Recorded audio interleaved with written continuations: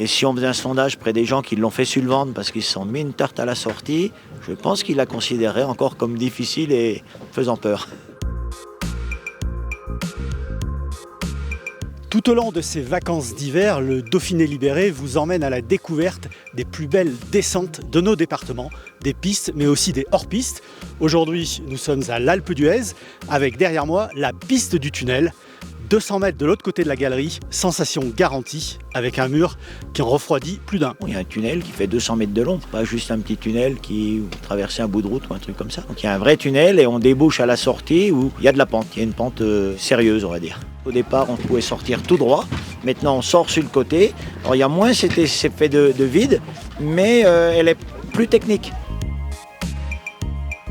La piste du tunnel fait encore peur maintenant, ça reste une piste importante, il suffit de voir les pages entières sur YouTube. C'est une piste qui sort toujours dans les 5 pistes les plus difficiles d'Europe, du monde.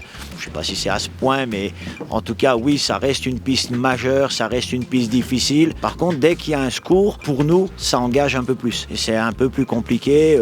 On arrive à la sortie, au moment où il faut attraper la barquette pour rejoindre le blessé, on resserre un petit peu les chaussures et puis on fait attention à ce qu'on fait. C'est une piste mythique, c'est une piste difficile, réservée aux trémoncieurs. Ce n'est quand même pas une piste mortelle.